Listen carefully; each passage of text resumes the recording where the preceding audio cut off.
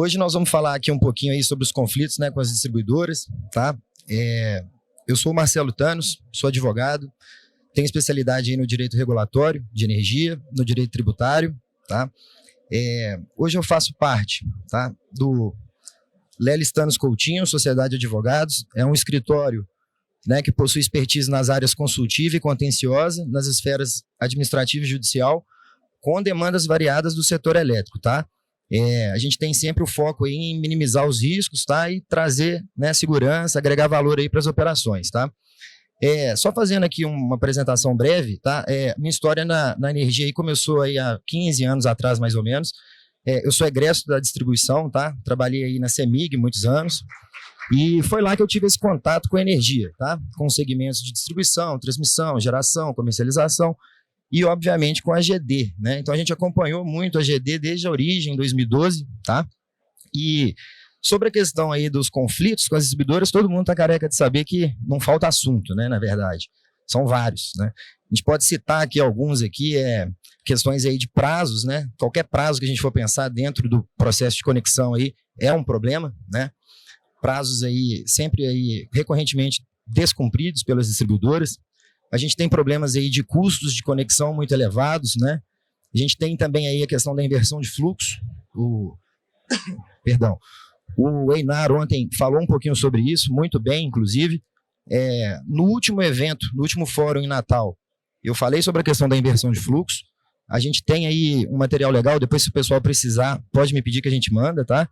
Tem também uma palestra no YouTube, também do evento, né, passado, que a gente fala sobre a inversão de fluxo, tá? Porque eu estou mencionando isso porque é um assunto muito importante. Mas hoje, pessoal, o tema que eu escolhi para a gente conversar aqui vai ser a questão da cobrança prévia dos serviços de distribuição. Por que é cobrança prévia, né? É aquela cobrança que acontece antes da usina estar conectada. Isso acontece, né? Parece um absurdo, mas acontece, tá? E aí uma pequena introdução, tá? A gente sabe aí que para que você possa injetar energia para fins de consumo, a usina tem que estar conectada, né, na rede de distribuição, tá? Essa apresentação, pessoal, ficou um pouquinho carregada, os slides, mas a ideia é deixar para vocês depois o material de consulta, tá? A gente não vai passar literalmente aqui por todos os pontos, mas depois vocês vão ter acesso a isso, tá? Então você precisa estar conectado na rede, tá? Isso acontece como? Com a solicitação de acesso e com o orçamento, né, de conexão. O orçamento de conexão é muito importante porque nele consta ali todos os estudos ali da sua conexão. Prazo, condição técnica, condição comercial, tá? E o acessante tem que aprovar esse orçamento de conexão. Quando ele aprova esse orçamento de conexão, tem um ponto crítico aí que é o seguinte, ele tem que definir se ele mesmo vai executar a obra ou se ele vai deixar a distribuidora executar a obra, né? Esse é um ponto importante. O acessante, ele não raramente, ele opta por executar as obras porque a distribuidora demora muito. Então, ele consegue antecipar essa conexão quando ele assume essa responsabilidade, tá? Dando sequência aqui, em meio ao procedimento de conexão, o acessante e a distribuidora também celebram diversos contratos, tá? O termo de acordo de obra, contrato de uso do sistema de distribuição, né, o bom e velho CUG e o CCR, tá? E aí é um ponto crítico, que tem a ver com o que a gente vai falar aqui hoje. Quando você assina o CUG, tem uma data que é considerado o início, né, do fornecimento, da prestação de serviço de distribuição de energia, tá? Tem uma data lá, que é uma data onde a gente espera que o empreendimento vai estar conectado na rede, tá? Mas, comumente, isso não acontece, né? Tem muitos entraves ali no procedimento de conexão e, às vezes, essa obra de conexão não foi finalizada, tá? Então, isso acontece bastante. Você vai chegar ali num ponto onde você esperaria estar conectado, não está, e o que acontece é que você vai ser cobrado, tá? Então, a gente vai entender como que isso funciona. A Constituição, as leis aí, né, do regime de concessão, da universalização do serviço, o próprio contrato de concessão, todos eles aí, eles têm aí como uma obrigação central, né, o atendimento às solicitações. Então, olha só que importante isso aí, tá? Mesmo quando o acessante executa diretamente a obra, como a gente falou aqui, essa responsabilidade continua sendo da distribuidora. Não é porque você está fazendo em nome dela que agora é uma responsabilidade sua, tá? Então a distribuidora tem que colaborar para que essa conexão aconteça, mesmo que você esteja executando as obras, tá? A Lei 14.300, que é o marco legal da GD, ela traz a possibilidade, né, da prorrogação do prazo para a conclusão dessa conexão, tá? Desde que você comprove ali que não evoluiu o licenciamento ambiental, se for o caso, ou, né, da própria obra de implantação da usina. E se você prorroga o prazo para a conclusão, obviamente você vai postergar também o início da cobrança do serviço, tá? O artigo 89 da Resolução 1000, ele diz mais ou menos a mesma coisa, tá? Aqui, vocês podem perceber, o artigo 89 ele é voltado para a distribuidora, tá? Quando o acessante não apresenta as informações ou não executa alguma tarefa dele, e isso implica na impossibilidade da distribuidora executar a obra dela, tá? Ou a distribuidora não teve ali servidão de passagem, licença, autorização, a distribuidora ela vai postergar, né, esse prazo para conclusão, tá? Ele vai ser suspenso, isso vai acontecer. O problema é o seguinte, parágrafo 4º, ele estabelece que essa mesma prerrogativa, ela também se aplica para o acessante que optou por executar a obra, tá? Então, olha lá, veja bem, a mesma prerrogativa destinada às distribuidoras, né, quando demonstrada a não execução ou atraso das obras, né, de responsabilidade da distribuidora, mas assumidas pelo acessante, por razões alheias e à sua ingerência, isso acontece, tá? Então, veja bem, é uma prerrogativa, né, que vai se aplicar a ambas as partes, e não só à distribuidora. Em outras palavras, para integrar o SCE, né, o Sistema de Compensação, pagar pelo serviço de distribuição, aí eu estou falando do quê? Do custo de disponibilidade, né, para o microgerador e da demanda para o mini gerador, tá? Isso aí, você tem que estar ligado na rede, senão o que está acontecendo ali é uma cobrança manifestamente ilegítima, porque a gente está falando de um serviço não prestado, tá? Por que é um serviço não prestado? Porque não tem conexão física, não existe ligação da usina com a rede de distribuição. E, obviamente, não tem disponibilização de potência. Você não está usando porque você não quer, é porque realmente não tem jeito, tá? Não existe conexão. E, obviamente, não tem sistema de medição. Então, não tem como a gente falar em quaisquer, né, tipos de serviço de distribuição que tenha sido prestado. Dever de renegociação. Eu vou dar uma aceleradinha que eu acho que o meu tempo vai ficar um pouquinho curto, tá? A lei, em geral, não impede que as partes, no caso o acessante e a distribuidora, repactuem esse prazo, tá? Esses prazos, seja o de conclusão da obra e seja o de início da cobrança dos serviços, tá? Acho que eu passei para frente aqui sem querer.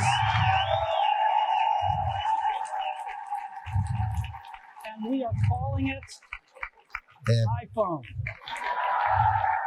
Today, Apple is going to reinvent. O Código Civil, pessoal, ele fala a mesma coisa, tá? O Código Civil, ele vai dizer o quê? Que a renegociação contratual é um ponto que deve ser levado em conta, tá? A teoria da imprevisão, ela fala sobre o caso fortuito e força maior. Coloquei isso aqui porque a gente teve aí 2 anos de pandemia. E isso, obviamente, não precisa nem explicar muito, não teve como o pessoal executar as obras. Tinha decreto municipal proibindo o pessoal de circular na rua. Então, era impossível você tocar esses procedimentos de conexão, tá? Essa renegociação administrativa, então, pessoal, é um dever, tá? Ela independe de uma expressa previsão. Isso é um dever da distribuidora em renegociar com você, tá? Esse desequilíbrio contratual, que é a cobrança do serviço sem ter serviço, ele depende ali de uma boa-fé objetiva, é o que a gente não vê na distribuidora, né? Ela não tem esse comportamento colaborativo e nem transparente. Então, na verdade, o que a distribuidora tem feito é causar um transtorno muito grande para o acessante, que não tem um empreendimento conectado, não está gerando energia e começa a pagar um custo, né, que às vezes vai ser elevado dependendo do tamanho da usina, tá? No aspecto judicial, essa revisão contratual também pode acontecer, tá? O juiz ele pode corrigir essa desproporção. Então, essas causas aí, elas podem sim desaguar no judiciário, tá? Aplicação do CDC. Por que eu coloquei isso aqui? O CDC geralmente é para pessoa física, né? Mas a pessoa jurídica, ela também se vale do CDC. A pessoa física, beleza, ele é um consumidor, ele usa energia com finalidade de consumo. A empresa não, às vezes é um insumo, né, para produção industrial, seja o que for ali. Mas o CDC considera essa empresa que usa energia como insumo também como um consumidor, né? Por quê? Tem a vulnerabilidade, tem a questão da dependência. Ontem o Einar falou um pouquinho disso na palestra dele, né? Quem acompanhou.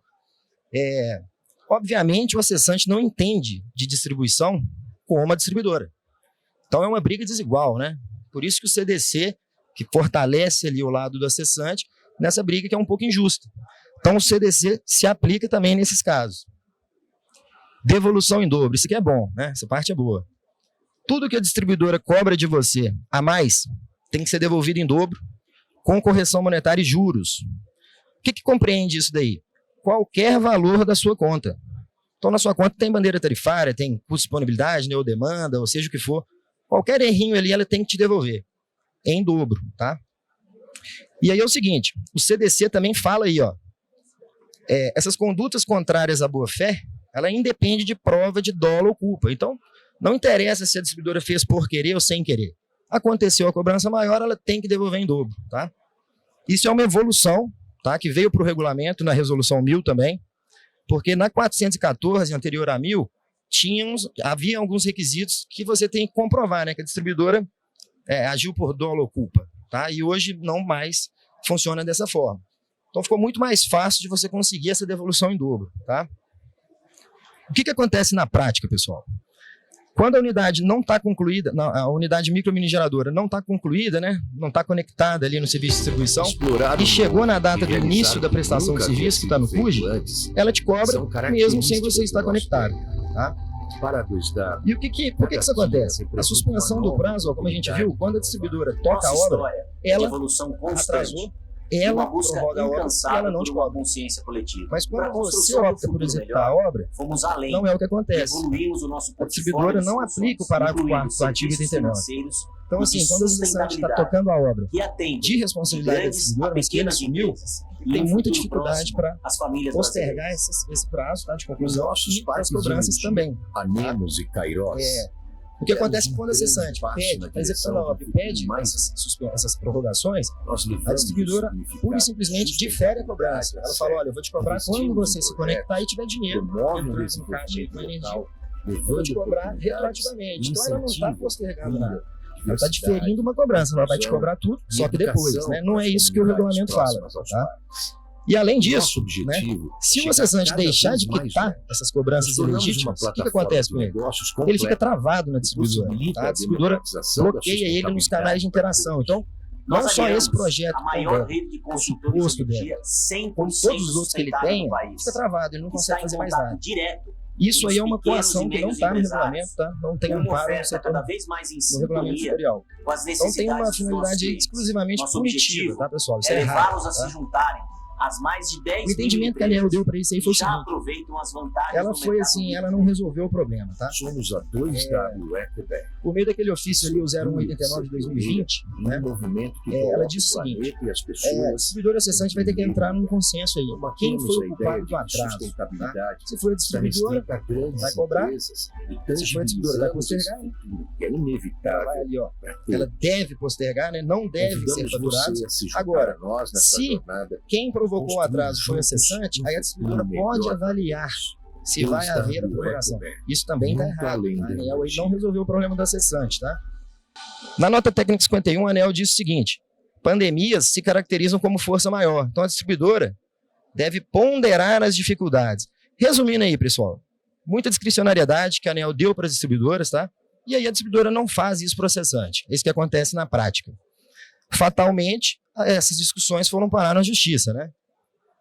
E o entendimento que o Poder Judiciário deu foi perfeito, tá? Para o caso. É o seguinte, existem várias decisões e sentenças, tá? Decisões são ali interlocutórias, não colocaram fim no processo. Sentenças colocam fim no processo. Ambas tiveram ali mais ou menos esses seguintes entendimentos, tá? Primeiramente, que era imprescindível a existência da conexão. A gente falou isso aqui lá atrás, tá? O CUJ prevê a data de início, tá? Então, assim, considerando as obras, a ANEEL recomenda que o MUJ não deve ser faturado, mas a ANEEL recomenda, né? Ela não manda. Então, no efeito prático é quase zero. E o que o judiciário falou? Se o contrato CUJ, né, que tem cláusula padrão, todo mundo tem essa cláusulazinha ali, ó, que prevê que a cobrança dos valores se dá somente a partir do início do uso, o início do uso não começou, né? Ele não existiu. Então não deveria ter cobrança. E por fim, o judiciário entende o seguinte, que não parece devido e justificável que uma empresa pague pelo uso do sistema de distribuição que ainda não foi posto à sua disposição. Um exemplo disso é o lixo. Você pode ter uma casa de praia, você não vai lá, você vai lá uma vez por ano, mas o caminhão passa todo dia na porta. Ele não pega o seu lixo porque você não colocou o lixo na porta, né? Não é o caso, né? A demanda de potência ela não está disponibilizada para você. Você não usa porque não tem jeito mesmo. Ela não existe, né? Qual que é a conclusão disso aí? Diante dessas ilegítimas cobranças aí, a gente não recomenda mais no escritório que seja feita a discussão administrativa. Já foi esgotado esse tema na ANEEL, tá? E aí o seguinte, partir para o judiciário. Não sobra outro caminho para a gente, tá? Por que eu estou dizendo isso? Com a experiência que eu tenho aí, quando essas discussões complexas vão para o judiciário sem esgotar, né, a esfera administrativa, o juiz tende a pensar que você está forçando ele a dar uma decisão que você não conseguiria lá na ANEEL, que é uma decisão mais técnica, né? O juiz não entende de energia. Então, esse pessoal tem receio disso. A gente sempre orienta a discutir na ANEEL, né, previamente, e aí sim, quando a ANEEL não resolver, você tem todo um contexto para levar para o judiciário, né? Inclusive com a posição da ANEEL, que é o que a gente questiona também. Então, o que se busca lá na justiça? Suspender, em caráter liminar, né? Aquele remédio ali imediato. Não é uma decisão definitiva, mas ela já te antecipa o seu pedido no processo. Suspender a exigibilidade dessas cobranças, tá? E determinar que a concessionária se abstenha de bloquear o seu acesso aos canais de interação, ou seja, que ela não te trave nem no seu projeto, né, que contém aí essa suposta dívida, e muito menos nos outros, tá? Então você tem o quê? A sua vida liberada aqui com essa liminar. E em caráter definitivo, o que a gente persegue lá? A declaração da inexigibilidade. Então, olha só, liminarmente só suspende a exigibilidade. Definitivamente, declara a inexigibilidade, aquele valor não é devido, tá? E, obviamente, determinar que a concessionária devolva em dobro os valores que essa empresa, né, esse acessante, tenha suportado nos últimos 5 anos. Coloquei no final aqui um ditado aqui em latim: dormientibus non succurritius, o direito não socorre aos que dormem. Eu gosto desse ditado pelo seguinte: tem gente que não briga, né? Gente que não entra na justiça, paguem, beleza. E quem realmente vai atrás aí dessas condições, você consegue fazer o seu direito, né, ser cumprido. A gente falou aqui bastante antes, né, nos outros slides, mostrei para vocês aqui quantos artigos de lei, né, do regulamento setorial, dos contratos de concessão, falam, né, impõem, estabelecem determinados condutos que não são observados pelas distribuidoras. Tá? Então, assim, é um assunto muito traumático dentro de vários outros que a gente falou aqui, né, que existem também, mas esse aí já tem muito tempo que existe e continua, e é um assunto que até hoje a distribuidora não tira o pé, ela cobra. Tá? Você pode estar falando aí de um projeto no ACL, tá, no ambiente livre, como uma transmissora, um custe, ela vai te cobrar se não estiver conectado, ela vai te cobrar também na GD, né, no ambiente regulado. Então a distribuidora ela realmente entende que ela te disponibilizou a potência. E na verdade a gente viu que não, né? Não tem conexão física, não tem disponibilização de potência e obviamente não há razão para que você pague por um serviço que não foi prestado para você, tá? Muito obrigado, espero aí que eu tenha conseguido passar um pouquinho de conteúdo aí para vocês, tá? Tô às ordens aí para esclarecer as dúvidas. Acho que no final a gente vai ter um debate aqui, uma oportunidade de pergunta e resposta, beleza? Obrigado.